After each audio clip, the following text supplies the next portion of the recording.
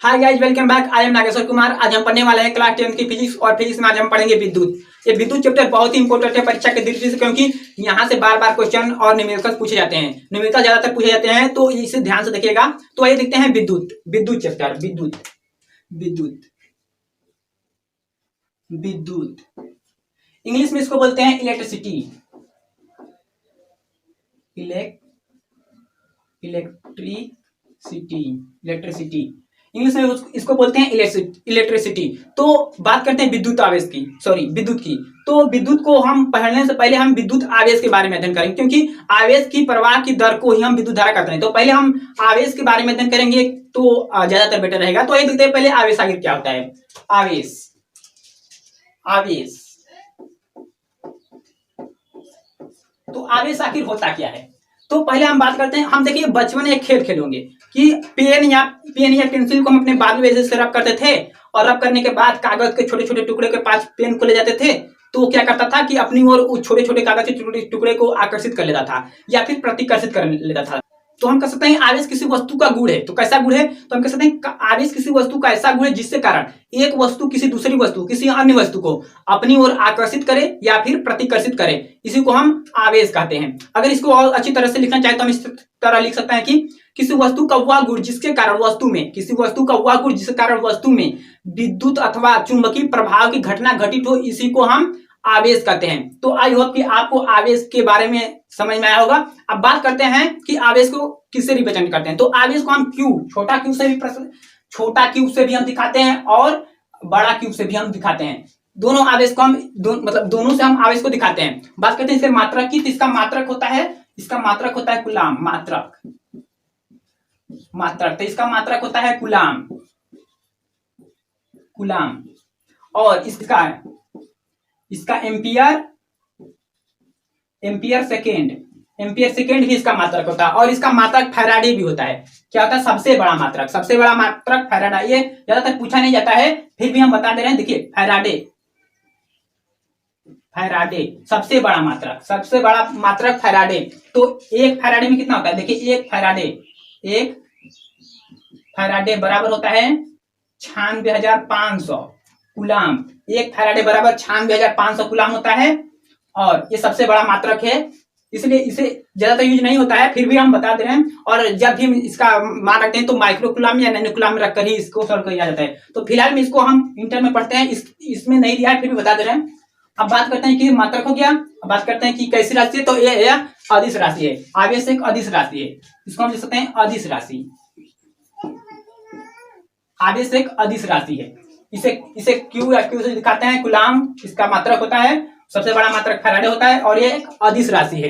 अब बात करते हैं कि आवेश कितने प्रकार के होते हैं। तो आवेश दो प्रकार के होते हैं। कितने प्रकार के होते हैं? आवेश दो प्रकार के होते हैं।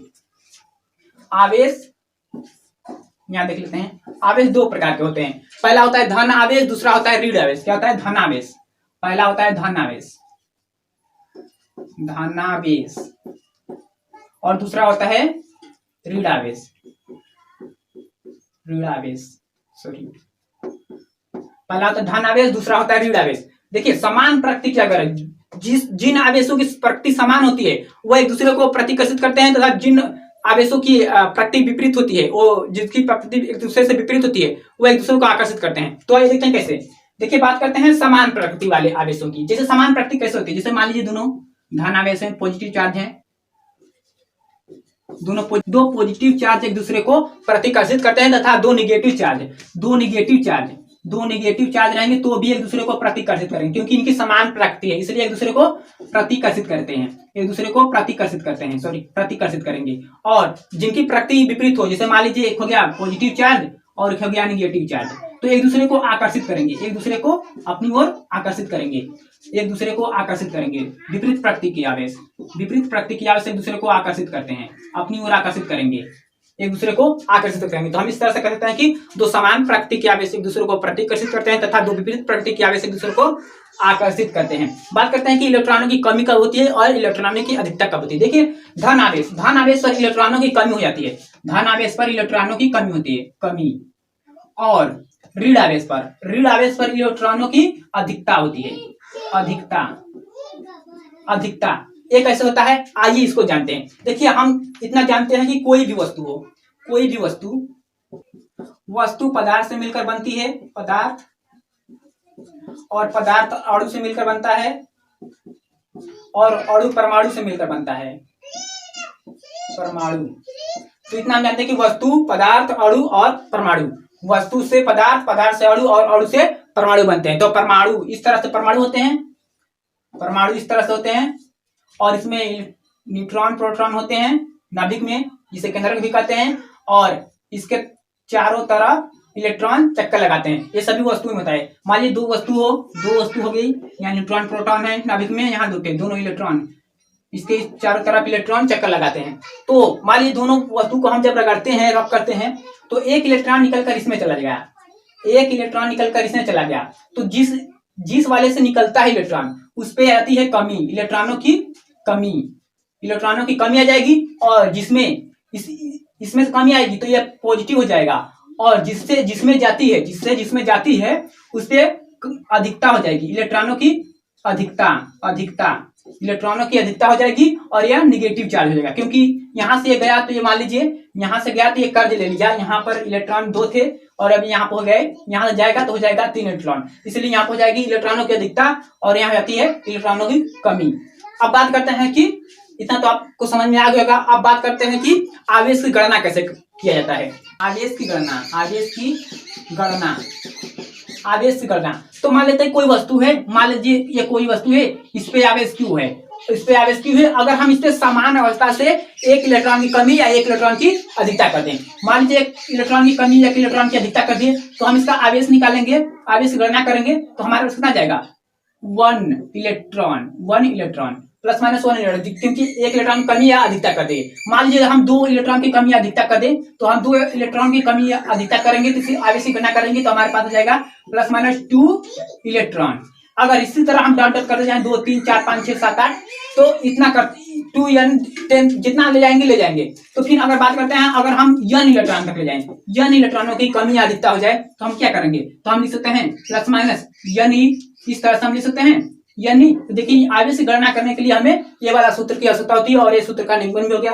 तो यहाँ देखिए, यहाँ q बराबर आवेश है, और n बराबर इलेक्ट्रॉनों की संख्या है, और E बराबर होता है, ये सरकारी मान है, E बराबर होता है 1.6 into 10 to power minus 19 coulomb. ये सरकारी मान है। यहाँ से हम E का मान हम यहीं पर रखते हैं, और ये याद करना पड़ेगा, क्योंकि यह सरकारी बुक से मतलब ये दिया रहता है, सरकारी मान है, ये E का वैल्यू हम यहाँ से रखेंगे। तो आइए कितना आपको समझ में आया होगा। अब बात करते हैं विद्युत धारा की। तो आइए देखते हैं विद्युत धारा आखिर क्या होता है। विद्युत धारा इसको इंग्लिश में बोलते हैं इलेक्ट्रिक करंट।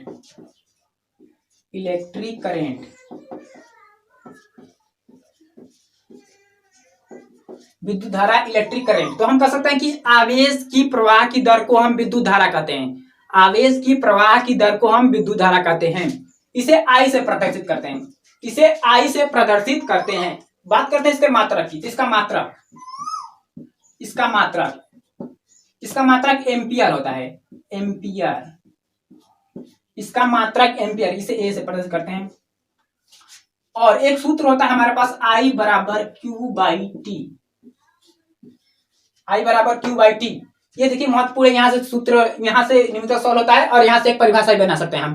देखिए I बराबर हो गया विद्युत धारा, Q बराबर हो गया आवेश, और T बराबर हो गया समय। तो हम कह सकते हैं कि किसी भी चालक में आवेश तथा समय के अनुपात को हम विद्युत धारा कहते हैं। इस तरह से भी हम यहाँ पर डिफिनेशन लिख सकते हैं इसका। यहाँ से निम्नतक सॉल्व होता है, बहुत इंपॉर्टेंट है। और यहाँ पर देखिए I बराबर विद्युत धारा हो गया, Q बराबर हो गया आवेश, और T बराबर हो गया समय। तो बात करते हैं कि विद्युत धारा कैसी राशि है। तो विद्युत धारा एक अदिश राशि है। विद्युत धारा